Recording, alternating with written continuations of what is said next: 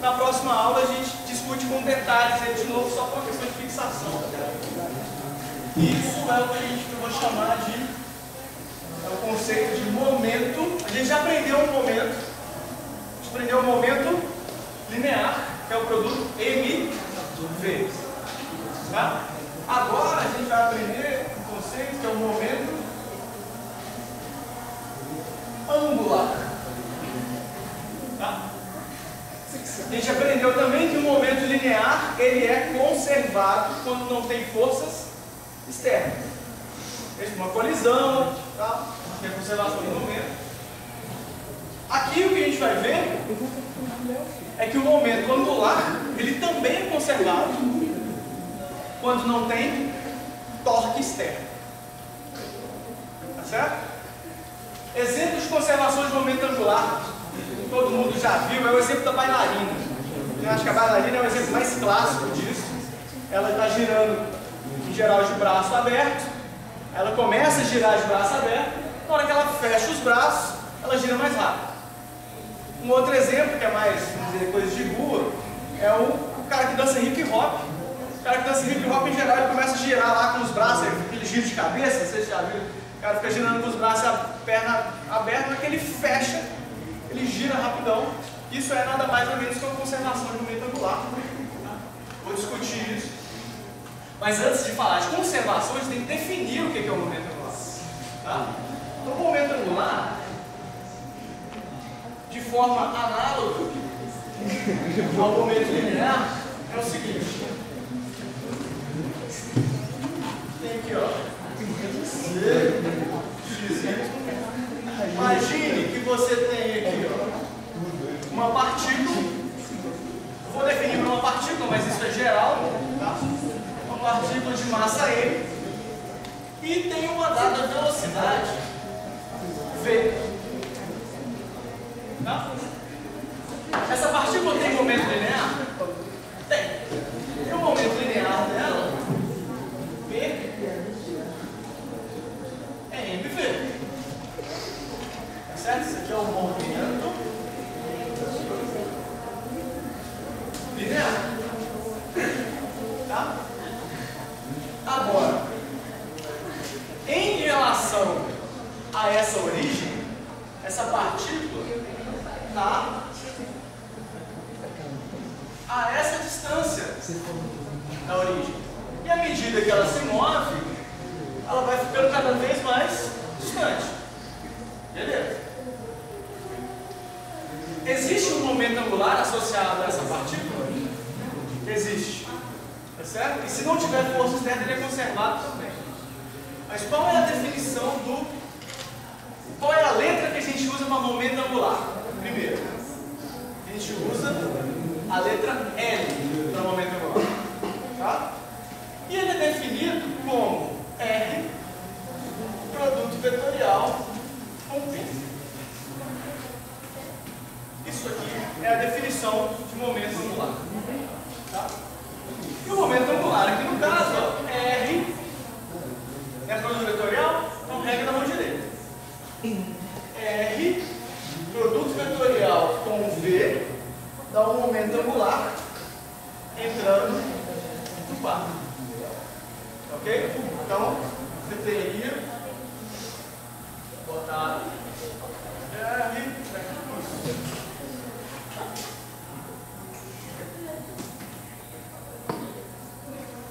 Esses dois caras fazem 90 graus. Tá? E o R está aqui. O cara está indo para lá, o R está aqui, ó. R, vai que vem, então o cara está indo para lá e o momento angular está aqui. Ok? Isso. Esse exemplo, isso aqui é uma maneira mais geral. Um outro exemplo bem mais interessante é a roda de uma bicicleta. Tá certo? A roda tem aqui o sistema de coordenadas, de novo, Z, X, Y. A roda da bicicleta está girando assim, ó. Ok? Você tem a massa, não está na periferia aqui, ó. da roda, praticamente, né? Você tem os raios da roda, tá? Mas a massa de uma roda está basicamente, uma roda de bicicleta está basicamente na periferia dela. Então você tem o raio e a velocidade em cada ponto. Não é assim? Você pega nesse ponto, tá para cá. Pega nesse ponto, tá para cá. Pega nesse ponto, tá para cá. Tudo bem? Então, L é R vetorial com MV, né? Porque P é MV. E aí, você tem que ir para que lado que está o L nesse caso? R, VEC V, dá um L entrando no par. Ok? No momento angular, L entrando no par. É o cara que está girando assim. Tá? Bem,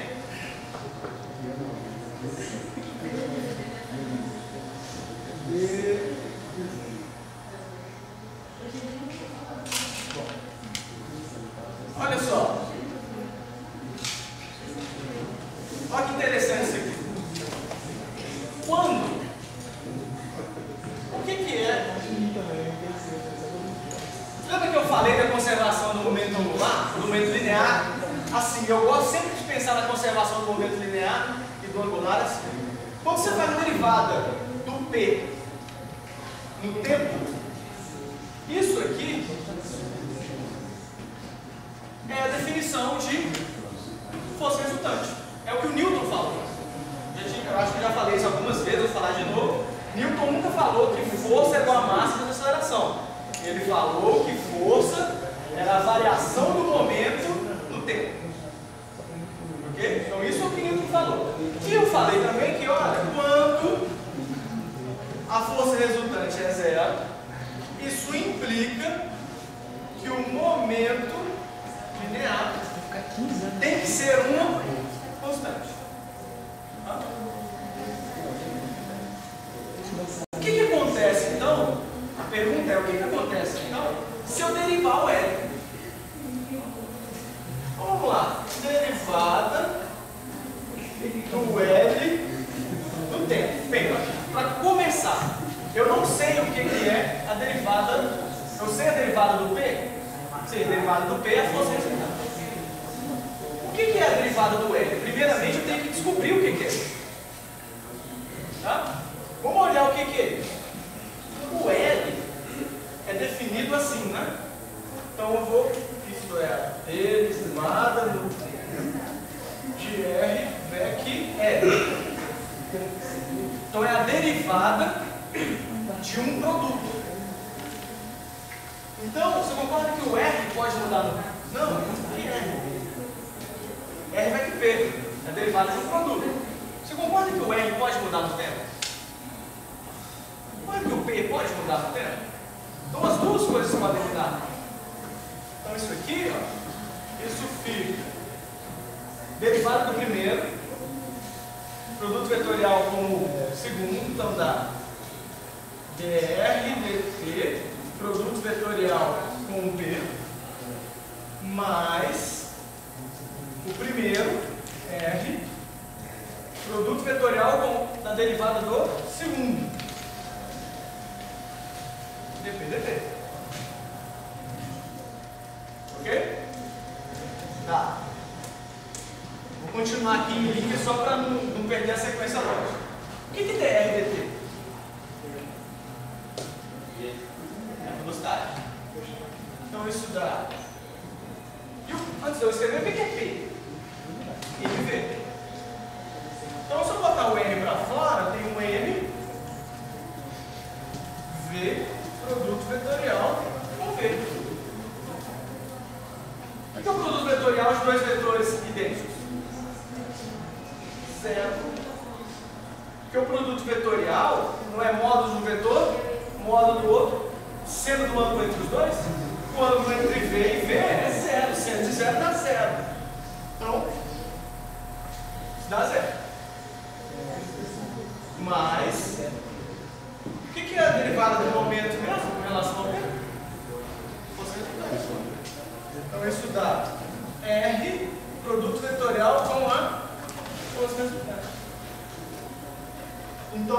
Então o que é dL/dt? É o torque resultante. Ok?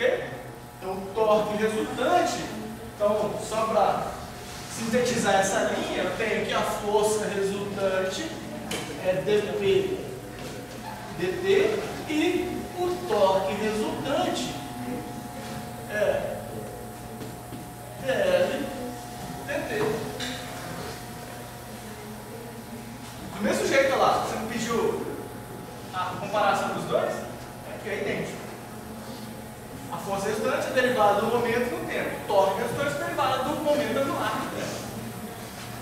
Que, caso torque resultante seja igual a zero, o que implica?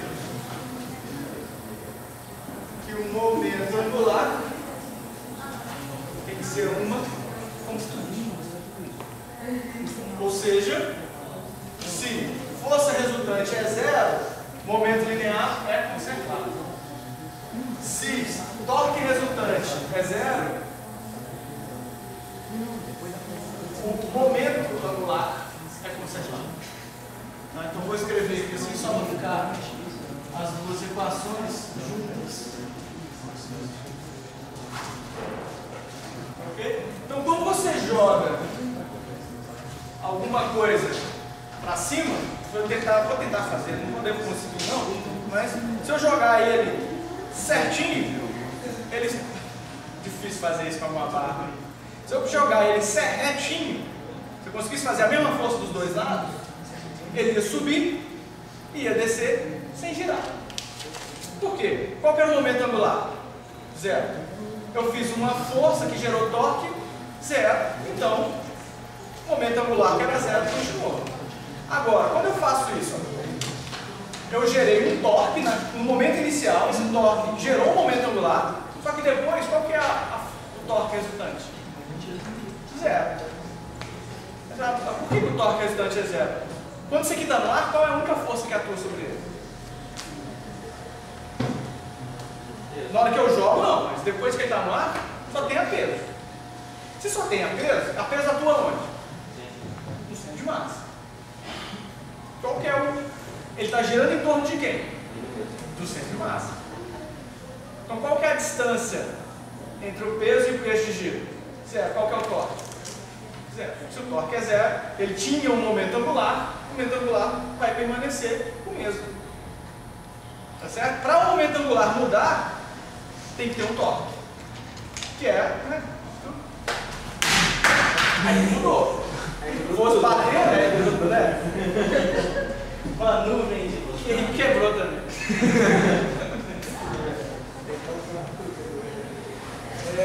Então na próxima aula a gente volta nisso aqui, tá? Só que fazendo exemplo, mas vocês já entenderam a ideia, né? Torque zero, o momento angular tem que conservar.